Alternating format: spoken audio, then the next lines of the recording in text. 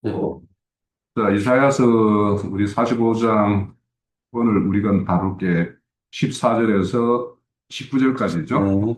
자, 우리 지금 이사야서 45장은 앞서서 이제 우리 박영재가 줬듯이 바벨론에 포로잡혀 있는 하나님의 어떤 백성들을 다시 그들을 해방시킬 것에 대한 어떤 그 선지자의 말을 통해서 이렇게 예언하고 있는 거예요.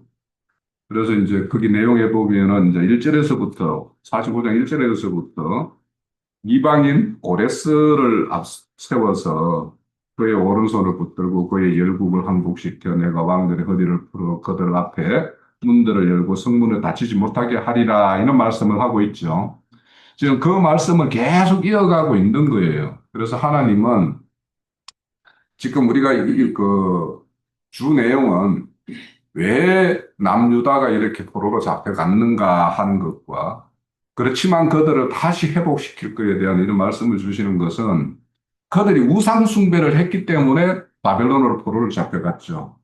그러면 이제 바벨론이라는 것을 우리가 이제 앞서서 이제 박영재님이 여러 가지로 이렇게 주셨는데 우리는 이제 창세기에서 보면은 이제 그 이스라엘 그 70인이 야곱에 속한 자들이 이제 내려가 가지고 큰 민족을 이룬 다음에 출애굽하는 사건이 있었죠, 그죠?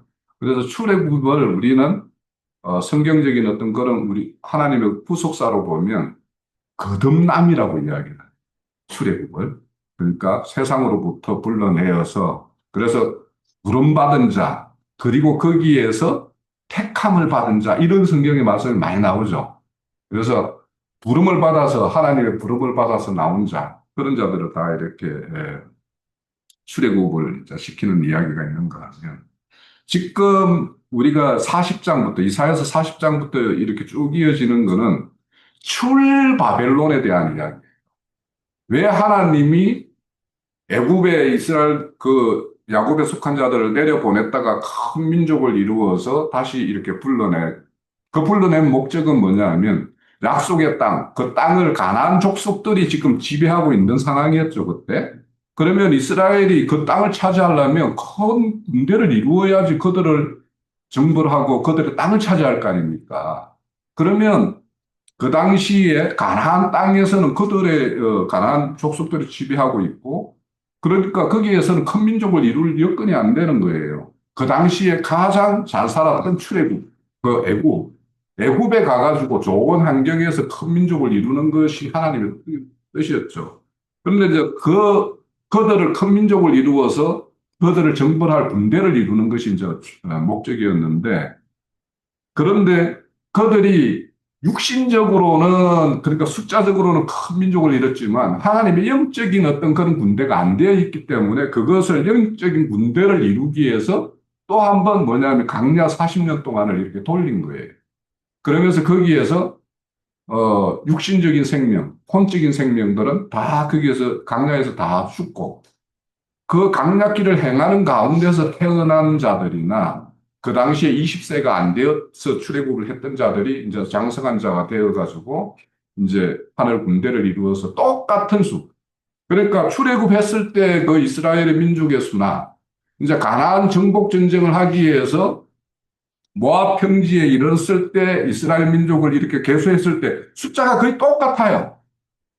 그러니까 그 육신적으로 큰 민족을 이루었던 것을 영적인 군대로서 이렇게 이루어서 이제 가나안 정복 전쟁을 이제 하죠. 그래가지고 가나안 전쟁을 이제 치러서 약속의 땅을 이제 이렇게 쟁취하는데, 근데 그때 정복할 때 완전한 정복을 이루냐 하면 그렇지를 못해요. 그러니까 가나안 족속들이 소수가 남아 있었어요. 그래서 그들이 하나님께서 일부러 남기셨다고 이야기해요. 그래서 결국에는 적은 누룩이 땅 덩어리를 전체 이렇게 발효시켜가지고 이렇게 하듯이 그 소수에 남겨진 가나안 족속들이 섬기는 그 신들 우상숭배에 점령당해서 남유다가 결국에는 우상숭배에 다 빠져버린 거예요. 그래서 바벨론으로 포로로 잡혀간 어떤 이런 상황입니다. 그러면 이제 여기서 바벨론이라는 것을 어떤 걸로 상징해야 하느냐? 우리가 처음 세상에서 불러내서 종교 체계에 들어갔었어요. 종교 체계에 들어갔다가 거기에서 뭔가를 열심을 내다가 아, 이거는 아닌 것 같다라고 하는 소수의 사람들이 거기에서 나와서 지금 저희들과 같은 이런 모임을 가지고 있죠. 그죠? 그런 거예요. 그래서 이 바벨론이라는 거에 대해서 우리가 뭐 잘 알다시피 로마서, 로마서, 음, 로마서 16장인가 마지막 장에 한번 가볼게요. 베드로전서, 베드로전. 베드로전서, 후서. 베드로전서 5장.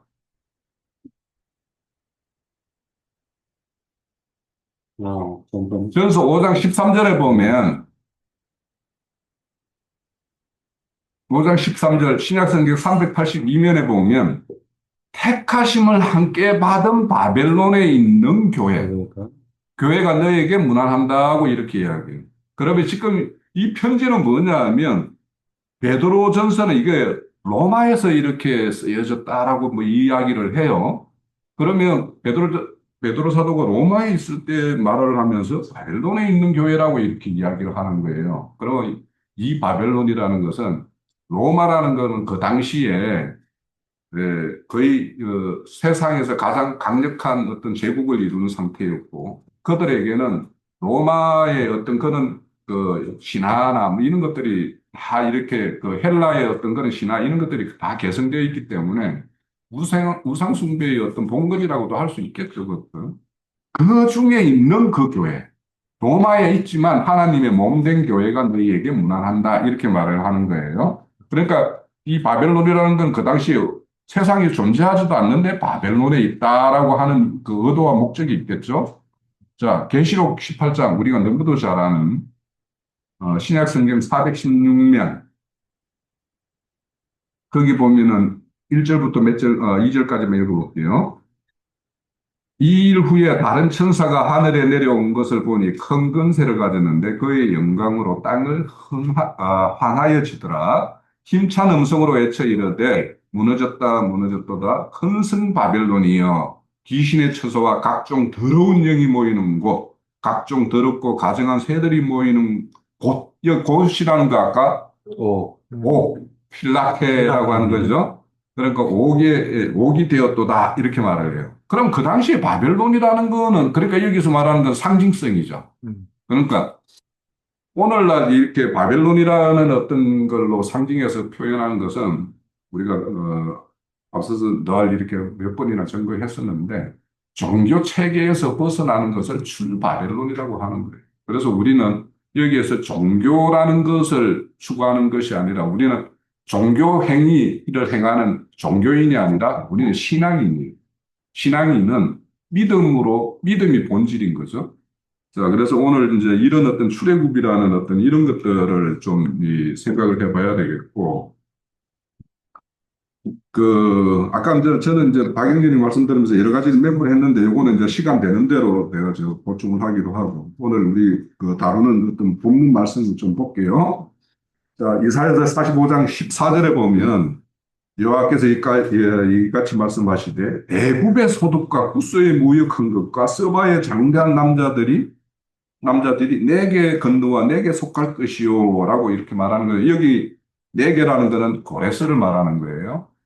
고레스를 하나님이 세워서 이렇게 바벨론을 멸하고 바벨론에 포로잡혀 있는 자들을 다 이렇게 해방시킬 것인데 그 당시에 이제 그 남유다 사람으로 보면 왜 하나님은 그들은 여전히 선민 사상이 있기 때문에 왜 우리를 이방 민족에게 이렇게 포로로 잡혀가게끔 하시는 것을 허락하는 하나님이라면 우리가 알고 있는 하나님이 맞는가 이런 하나님에 대한 어떤 회의를 가지고 있는 거죠. 그리고 또 왜 또 그들이 기다리는 어떤 메시아 그거는 자신들 민족 중에서 다윗과 같은 왕이 이렇게 태어날 것을 이렇게 기대하고 있었는데 왜 이방 사람을 이렇게 앞세워서 이런 일을 하실까 하는 것에 대해서는 의구심이 있는 거죠. 그래서 이제 뒤에 이제 여러 가지로 이제 말씀하시는 것들이 이어지는데 그런데 고레스가 이렇게 행하는 일들을 이게 고레스의 개인의 어떤 능력이나 이런 걸로 하는 것이 아니라 45장은 다 하나님께서 배후에서 고레스에게 그만한 일을 할 수 있도록 모든 것을 예비했다라는 거예요. 그러니까 하나님이 다 하시고 있다라는 거예요. 지금 뭐냐? 애굽에서 그들이 소출하는 소득과 구스가 무역해서 얻은 어떤 그런 이익과 서바에 속한 장대한 사람들을 다 고레스에게 일부러 붙여주셨다라는 거예요, 하나님이. 그러니까 이런 것들을 우리가 이제 각자가 우리 인생 가운데서도 하나님이 그, 그 자신들을 하나님의 어떤 부름이나 하나님이 뜻을 세우고 하나님 일을 이렇게 성취하기 위해서 하실 때 뜻하지 않게 뭔가가 이렇게 뭔가 이렇게 이 하나님의 일이 이루어지는 일에 뭔가 이렇게 다 외적인 거나 내적인 거나 이런 것들이 이렇게 빈틈없이 이렇게 충족된다라고 하는 거 이런 것들은 이제 경험한 적이 있는가 모르겠어요. 그러니까 이런 것들이 경험될 때 하나님에 대한 어떤 무한한 신뢰가 이제 우리는 이제 있게 되는데 이런 것이 이제 우리가 산 체험하는 하나님에 대한 어떤 신앙이 되겠죠. 그래서 이렇게 고레스와 같이 이런 어떤 자기는 생각지도 않았지만 그래서 우리가 앞에 보면은 알든지 모르든지 고레스가 자기가 알고 했든지 모르겠든지 하나님은 그 바사의 왕으로 세운 지 20년 만에 그 바벨론을 멸할 수 있는 만큼의 어떤 그런 능력을 가질 수 있도록 하나님께서 다 이렇게 일을 하셨다라는 거예요. 그래서 45장 15절에서는 구원자 이스라엘의 하나님은 진실로 주는 스스로 숨기고 계시는 하나님이시다. 그러니까 나 고레스를 세워가지고 이렇게 할 거다라고 선지자를 통해서는 이렇게 말을 했지만 이것이 이제 뭇사람들에게는 이 선지자의 말을 마음에 품고 있는 자에게는 하나님께서는 늘 모든 비밀한 일을 행하실 때에는 선지자를 통하여 말하지 않고는 행한 바가 없다라고 그랬어요. 아모스 선지서 3장 7절에 보면 그랬어요. 하나님은 모든 일을 행하실 때 선지자를 먼저 통해서 미리 말씀을 하고 계세요. 지금 고레스를 향해서 세워서 바벨론 포로 잡혀간, 지금 포로로 잡혀간 시대도 아니에요. 선지자가 이렇게 이런 말씀을 할 때는. 그런데 앞으로 200년 후, 150년 후에 있을 일을 미리 이렇게 말씀을 하시는 거예요. 그런데 이제 이런 것들을 그러면 그 당시에 하나님이 이런 고레스를 세워서 일을 하실 때 고레스 스스로나 이스라엘 민족이나 이 선지자의 말을 귀담아 들었다면 아, 자신들이 이렇게 포로 잡혀갔다 하더라도 이 고레스에 이렇게 세워서 이렇게 하실 것이다라고 하는 것들을 귀담아 들었겠느냐. 그걸 귀담아 듣지 않았으니까 그 이후에도 에레미야 선지자, 에스겔 선지자 다 계속 보내서 이사야 선지자로 이야기할 때 그래서 70년 만에 너희들 돌아올 것이다. 에레미야 선지자가 말을 했죠. 그런데도 그거를 기억하지 않고 실망하고 낙담하고 있는 자들이 있으니까 누구를 보냈냐? 그 포로지에 에스겔 선지자를 직접 보냈어요. 그런 거예요. 그러니까 우리도 하나님의 말씀을 이렇게 수없이 듣고 있지만 그 말씀이 우리 가운데 심중에 그것을 믿음으로 탁 취해서 우리에게 이렇게 자리 잡고 있는가 아닌가는 우리가 인생을 살아가면서 생각해 보면 우리가 말씀을 잊고 살 때가 참 많죠. 그리고 내 생각대로 판단하고 살아갈 때가 많잖아요. 그래서 그런 것이 반복되면 결국에는 우리도 어딘가에 어떤 누군가에 붙여서 포로와 같은 이런 어떤 어려운 공경을 이렇게 경험하게 하고 거기에서 다시 이렇게 회복시키는 이런 역사가 있는 거예요. 그래서 우리가 이런 말씀을 통해서 지혜를 얻는다라면 자, 이런 것들에 대해서 그들이 과거에 범했던 것에 대해서 나를 통해서 또 그것이 반복되지 않는가 하는 것들을 또 살펴봐야 되겠죠. 그런데 여기서 이제 스스로 숨어 계신다라는 것은 하나님은 엄밀하게 하나님의 일을 이렇게 하고 계신다라는 어떤 그런 취지이고 뒤에 뭐 아까 19장에 이제 방영재님이 나는 뭐 어두운 데서 말하지 않고 뭐 이렇게 말씀만까 이제 대비시켜서 이렇게 말씀은 이제 거기 가서 좀 말씀을 드려볼게요. 그래서 하나님은 늘 이렇게 하나님은 계시를 창세로부터 후속사가 온전히 마칠 때까지 하나님을 계시해요. 계시하는데 그거는 계시가 처음부터 온전한 모든 것을 계시하느냐? 그렇지가 않아요. 하나님이 계시는 점진적이에요. 우리 각자가 하나님을 아는 것도 점진적이에요. 처음에는 인간의 어떤 본성으로 아는 하나님으로 이렇게 섬기다가, 아, 그것이 아니다. 라고 알고, 그래서 하나님의 어떤 본질에 대해서 우리가 접근을 하게 되고 하는데, 여기에 우리가 우상이라는 것을 이렇게 우상 섬기다가 이제 포로로 잡혀갔는데, 우상이라는 것을 섬기는 것의 어떤 본질의 문제는 뭐냐 하면은요, 하나님이 이 창조 세계를 이렇게 오늘도 말씀에 45장에 보는 창조주 하나님, 또 이 우주 경영은 하나님의 주권적으로 경영하시는 하나님에 대한 어떤 주제인데, 이 우상을 숭배하게 되면 하나님이 이 창조 세계를 창조한 목적과 이 창조 세계를 운영하는 목적, 이 목적을 왜곡시키는 거예요. 본질을 왜곡시켜요. 그것이 가장 큰 문제예요. 우상 숭배라는 것은. 왜냐하면 우상이라는 것은 육신의 눈에 보이는 거, 인간의 어떤 타락한 본성으로 이렇게 판단하고 옳다라고 느끼는 거, 이것을 바라보게끔 만들거든요. 원래 그거에 감추어져 있는 그 이면에 있는 본질을 못 보게 만드는 이것이 이제 우상의 가장 큰 문제예요. 그러니까 하나님의 뜻을 알 수가 없는 거죠. 하나님의 뜻과 상관없이 자기들이 알고 있는 그런 어떤 그 가치 판단 기준에 따라서 아, 이건 옳은 거야. 저건 그런 거야. 이렇게 판단을 하고 그렇게 행하는 거예요. 그래서 아까 그것을 이제 방향 전에 육체로 않는 본능 이렇게 이야기하는 육체로 아는 본능은 바로 그런 거예요. 그래서 그런 것이고 또 두 번째는 뭐냐면 우상숭배를 하게 되면 하나님의 질서 세계를 완전히 무너뜨려 버려요. 뭐냐면 하나님은 사람을 이 피조물 가운데 가장 위에 두신 거예요. 그래서 모든 걸 지으시고 그들을 다스리게 하기 위해서 사람을 냈다라고 창조 6일째를 말하는 말이에요. 그런데 그러면 사람이 모든 우주 피조물 세계를 다 다스리고 해야 되는 것이 정상인데 짐승상을 만들어 놓고 거기 가서 엎드리고 그것은 물고기 상을 만들어 가지고 거기 엎드리고 큰 바위 밑에 가서 뭔가 공을 들인다고 그러고 큰 나무 밑에 가서 공을 들인다. 이거는 하나님이 창조의 어떤 질서를 세운 거에 완전히 반하는 거예요. 그러니까 우상숭배라는 것은 이렇게 본질을 가리고 하나님의 어떤 질서 체계를 무너뜨리게 만드는 거. 그래서 그런데 그렇게 우상숭배를 그러면 하게끔 만드는 자들은 뭐냐? 자신의 배를 채웁니다. 교회 다니면은 하나님이 축복해서 뭔가 세상일도 잘 되고 뭐도 잘 되고 이런 것을 말하는 하는 사람들은 그렇게 잘 돼가지고 뭐라는 거예요. 와서 11조 잘 드리고 교회 와서 충성봉사하라고 그러고 이런 것이 목적 아닙니다.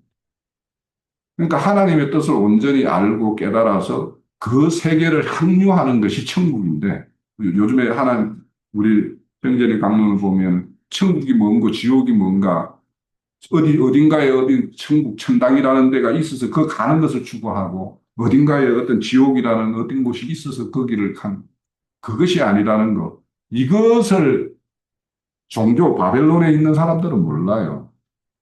천국은 현재적으로 내가 나를 번민케 하고 이런 것들로부터 해방되어서 내가 평안과 안식을 누리고 그리스도의 어떤 정신세계, 그분의 어떤 그런 그 사랑의 세계 이런 것을 자기 가운데 그걸 누리면서 그냥 이 세상을 사는 것이 천국인 거예요.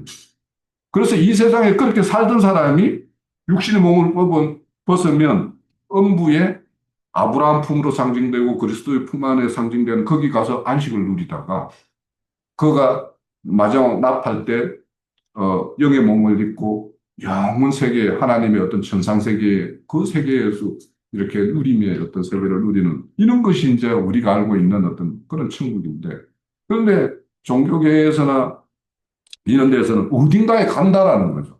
그래서 그 보면은 뭐 상층천 하면은 뭐 이 대기권이 있고 대기권 너머에 어디가 있고 그 어떤 너머에 가면은 그 하나님이 계시는 어디 뭐 셋째 하늘이 있다. 이런 식으로 이야기하면 이거는 사람들이 다 눈에 보이는 이 물질 세계에 다 사로잡혀 있는 거예요. 이 세계를 못 벗어나는 거예요. 그래서 우리가 이런 어떤 바벨론이라는 거는 바로 그런 세계, 육신의 세계, 눈에 보이는 육신의 어떤 가경 세계, 이런 세계에 다 갇혀 있는 것이 바벨론이에요. 바벨론 세계예요.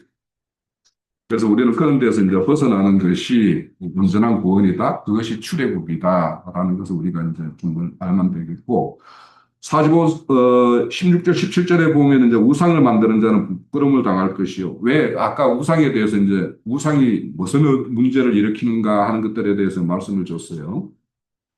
그래서 그렇게 되면 17절과 16절, 17절과 이스라엘의 여호와는 구원을 받아 영원한 구원을 얻으리라. 영원히 부끄러움을 당하지 않으리라. 그러니까 우리의 신앙이라는 것은 현상 세계인 잠시 잠깐 육신의 몸을 입고 있는 이 세계에 머물러 있으면 다 바벨론의 포로로 잡혀가게 돼 있어.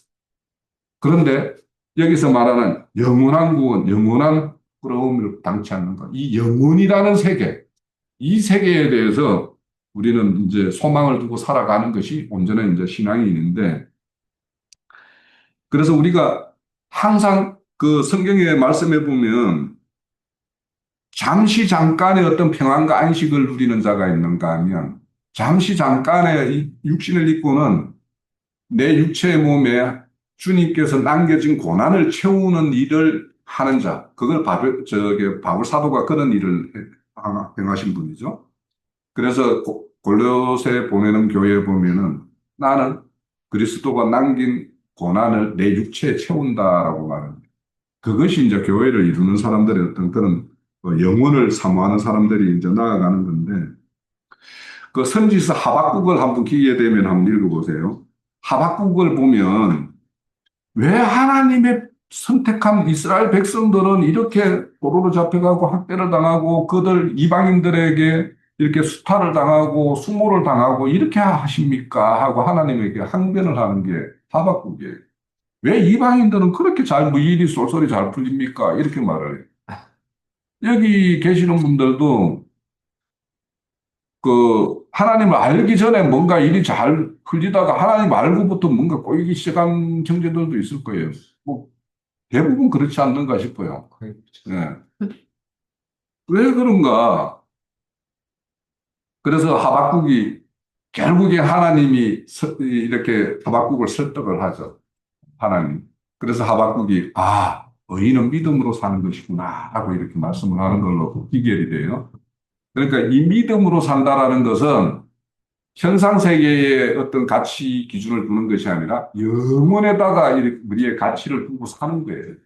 그러니까 눈에 보이는 잠시 잠깐의 어떤 그런 평안과 안식에 내가 여기에 자족하고 이것으로 내가 족하다 행복하다가 아니라 나에게는 이 죽음 너머의 세계가 있다. 그 세계에서 영원한 것을 나는 위해서 잠시 잠깐 이 땅에 사는 동안은 내가 고난을 감내해야 되는 것이 나에게 그런 것을 요구하는 것이 하나님이구나라고 하는 것을 우리가 알아야지 이제 여기 말씀에 영원한 구원, 영원한 부끄러움을 이렇게 당하지 않을 것이다라고 하는 거예요. 그래서 시편 73편에도 보면 내가 성전에 들어갈 때 딱 보니까, 그러니까 여기서 성전이라는 것은 하나님의 영원한 성전 세계에 들어갈 때 딱 보니까, 그거는 또 다른 말로 하면 하나님의 심판대에 가서 딱 서보니까, 잠시 잠깐의 그것을 추구하는 사람들은 저 미끄러지는 자리에다 이렇게 두셨구나라고 이제 해요. 그들은 다 심판에서 다 미끄러져서 넘어질 자들이라고 이렇게 상징하는 거죠. 우리가 이런 어떤 생명 세계에 대한 어떤 것을 현상계에서부터 눈에 보이지 않는 지금 성경에서는 엄부의 세계, 뭐 또 그 이후에는 온전한 영원한 천상 세계에 대해서 이렇게 말씀을 하는데 그런 세계에 대해서는 이 성경에서 말하고 있지 않아요. 그거는 왜냐하면 우리에게 인간에게는 그거를 자세히 설명을 주면은 그걸 다 물질계로 다 오해를 해요. 물질계로. 그래서 내가 죽어서 막 이렇게 잠시 잠깐 뭐 이렇게 혼절해가지고 하늘 천국에 가보니까 뭐 누구의 집은 어떻고 누구의 집은 어떻고 이런 말을 하는 거가 물질 세계에서 사로잡혀 있는 자들이 그 천상을 하나님의 어떤 천상 세계를 그런 가치관으로 보니까 결국에는 혼절해가지고 뭔가 헛것을 보고 와가지고는 야 가니까 누구의 집은 뭐 금집인데 나는 저 어디 부석에 뭐 초가상가 같은 그런 집이더라 이런 그 얼마나 웃기는 이야기. 저 그 이야기를 아주 신앙 초보 때 내가 1년 차인가 뭐 교회 다니기 2년 차 때 들을 때 참 그 말에 대해서는 내가 딱 비판적인 딱저 얼마나 제 인간이 집에 대해서 한장을 했으면 집으로 보였을까 이런 생각이 들더라고요.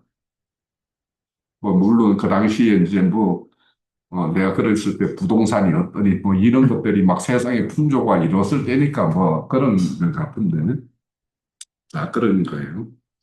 자 18절에 보면 대저 여호와가 말씀하시는 하나님을 창조하신 그님 그는 땅을 지으시고 그것을 만드셨으며 그것을 견고하게 혼돈하게 창조하지 않았다라고 이렇게 하시는데 이 혼돈 우리 창세기 1장 2절에 보면 혼돈 허감 이렇게 말씀하고 있죠. 그것이 바로 어제 그저께 뭐 형제님도 말씀 그것이 지옥이라. 그렇죠. 우리가 이거는 각자가 경험이 있을 거예요. 내가 뭔가 욕심을 내 가지고 뭘 하다가 그걸로 인해 가지고 큰 사기를 당하거나 하면은 그 사기를 당했을 때 잠시 잠깐 지옥 생활을 하잖아요.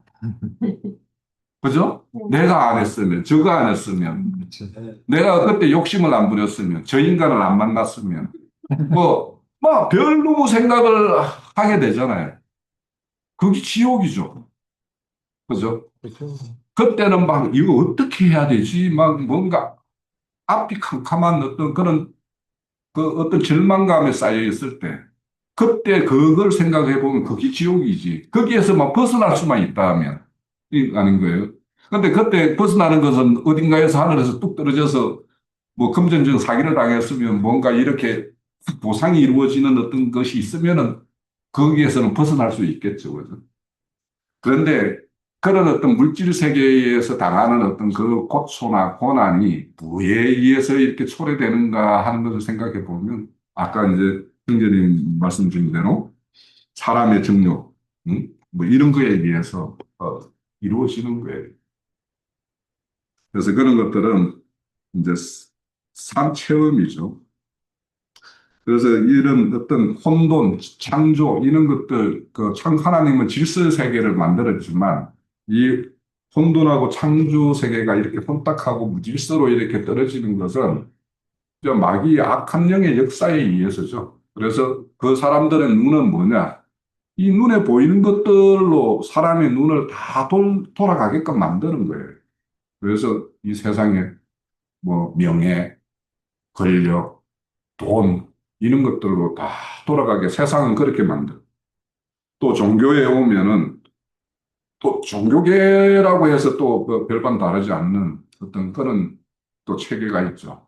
그래서 요즘에 저 만나는 사람 보면은 막 장로가 되겠다고 그래서 장로 시험 본다라고 믹스하고 뭐 그래서 또 시험이 있는 모양이죠. 장로 되기 위해서는.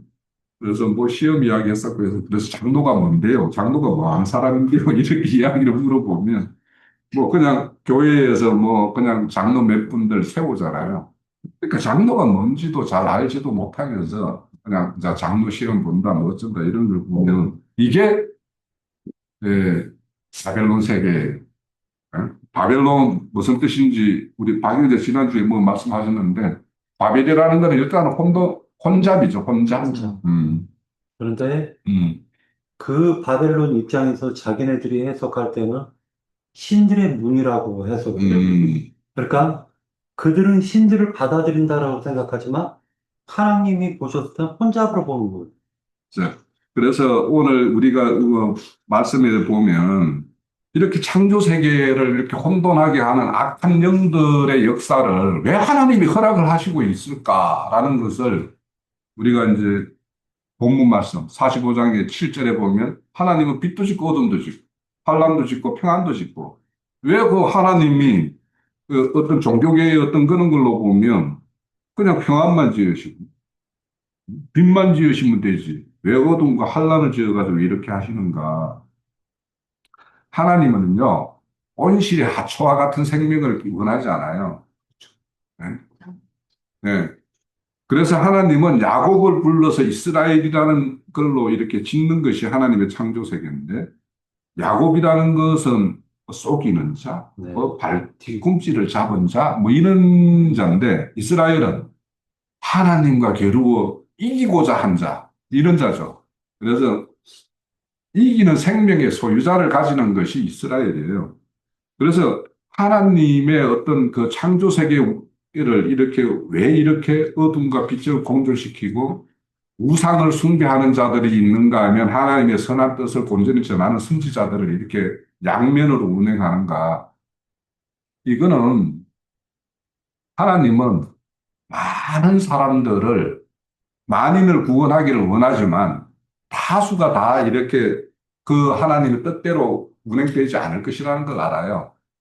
그래서 우리가 이 물고기의 생존 방법은 뭔지 아세요?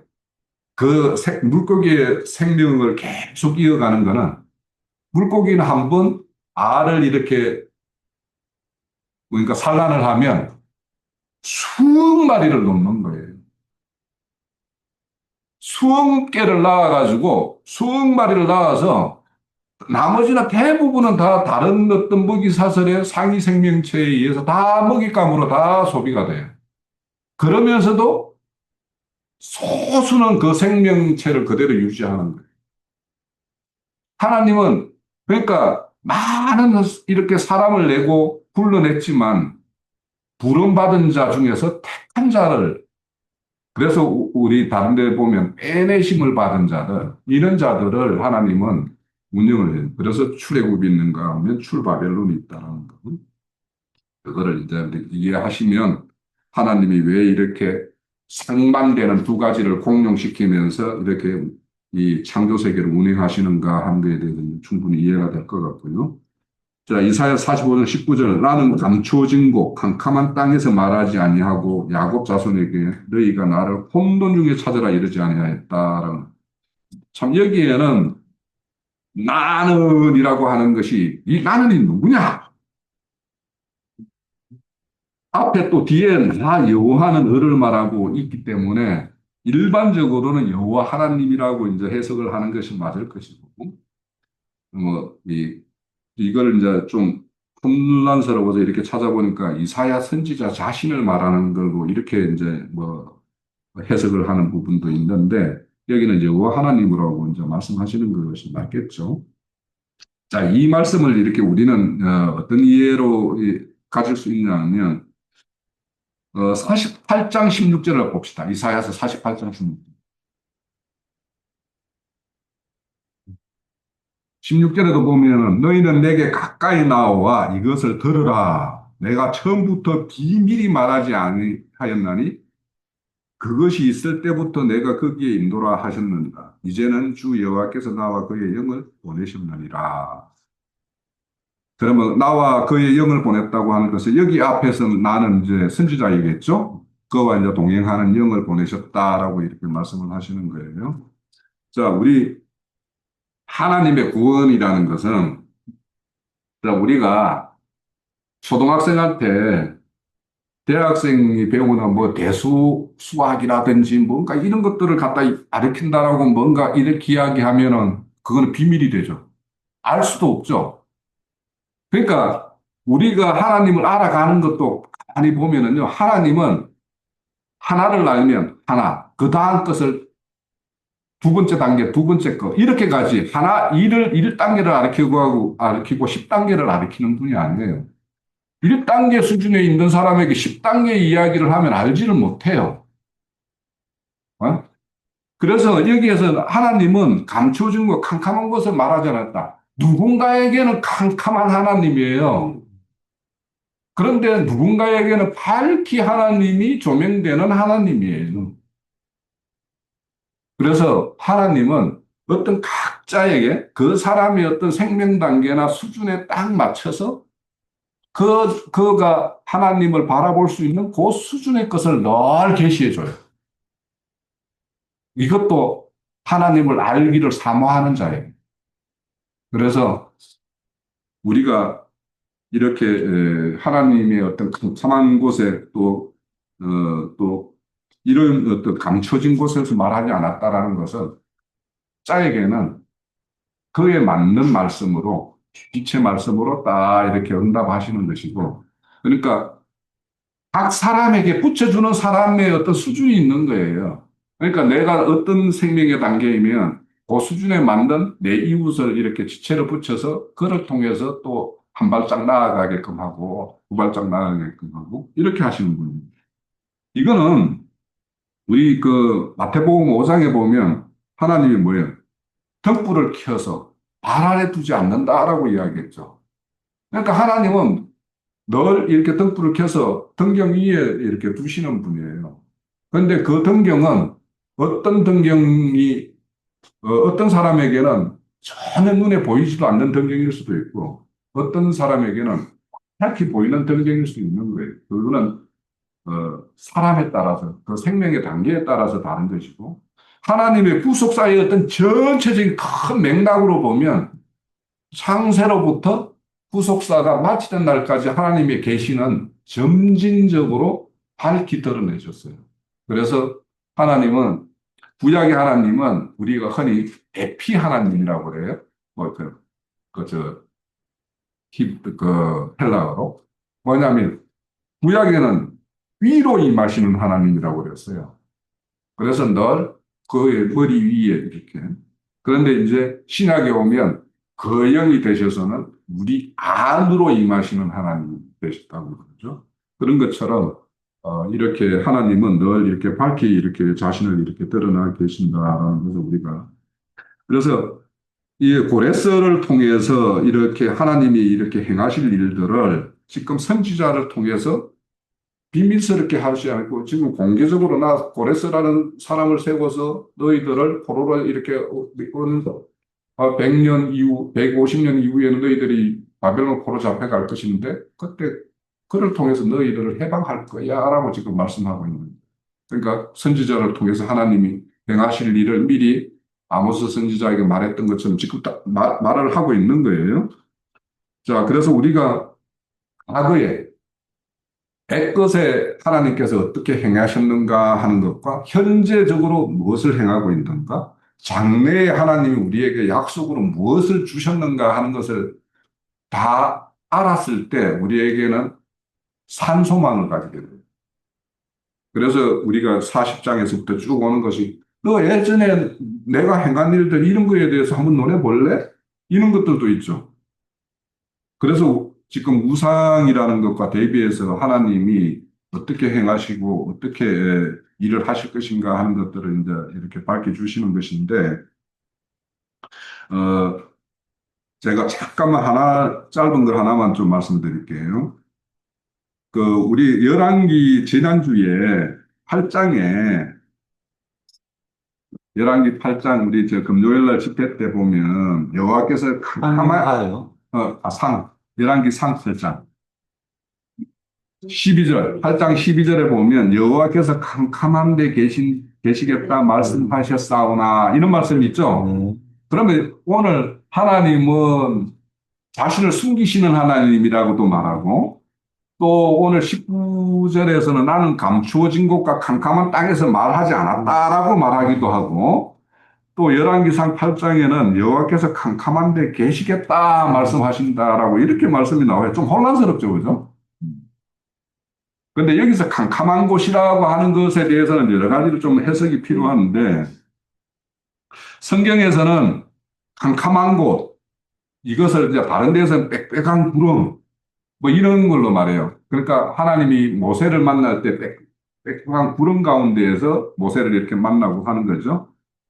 그래서 하나님이 시내산에 강림할 때, 또 성막에 임재할 때, 이렇게 구름과 짙은 어두운 가운데서 이렇게 자신이 이렇게 계시는 걸로 이렇게 표현되는 것이 있어요. 그러면 이것들을 왜 이렇게 캄캄한 데 계신가 하는 것은 인간으로서는 하나님을 온전히 알 수도 없고 볼 수도 없는 그런 신비로운 그런 어떤 존재성을 가지고 계시는 분이다라는 것이 이제 하나 우리가 생각할 수 있고, 그래서 인간으로서는 하나님을 온전히 알 수가 없습니다라고 하는 어떤 그런 신앙적인 어떤 고백일 수도 있고요. 두 번째는 하나님은 또 거룩하신 분이니까 사람들 가운데 너희들과 함께 하겠다고 그랬죠. 그죠? 하나님은 너희들과 함께 하겠다라고 그랬어요. 그 함께 하겠다라고 했는데 그는 거룩하신 분이고 거룩하신 분이 죄인들과 함께 이렇게 한다라는 것은 그 거룩은 항상 비거룩을 만나면은 이렇게 심판이 행해져요. 그래서 사실은 그 심판은 하시는 어떤 영광스러운 하나님을 잠시 가림으로 인해 가지고 그 죄인들과의 함께 할 수 있는 어떤 그런 것을 스스로 제공하시는 것이다. 그래서 이거는 왜 예수님이 이 육신의 목을 입고 이렇게 오셨는가, 사람의 모양으로 오셨는가 하는 것도 그분은 거룩하신 분인데 그걸 가리지 않고 사람 가운데 함께 할 수 없기 때문에 이 육체로 자신을 이렇게 가린 거예요. 그래서 이런 그런 것을 이제 상징하는 것이고 이제 여기에서는 이제 또 이제 솔로몬의 입장에서는 성전을 온전히 이제 건축은 했지만 하나님은 그 성전 그곳에만 계시는 분이 아니잖아요. 그죠? 하나님이 그들과 이스라엘 민족과 함께 한다는 어떤 상징성을 가지고 있는 것이 성전과 성막이지 그분이 거기에만 계신다라는 것은 이 말이 안 되죠. 그래서 나중에 보면은 그 예루살렘을 심판해 가지고 남유다가 포로로 잡혀갈 때 내가 하나님이 성전을 떠나서 성소가 너희들 가운데 있게 하겠다 하라면서 이렇게 떠나서 에스겔과 만나시는 어떤 모습이 보여요. 그런 것처럼 솔로몬 스스로가 이렇게 자신의 어떤 힘과 노력을 다해서 이렇게 뭔가 화려하게 궁대한 어떤 궁전을 지었지만 하나님은 여기에 한정되는 여기에 제한되는 부분이 아니다라고 하는 것에 어떤 신앙적인 어떤 고백의 어떤 그런 모습을 담고 있다는 거죠.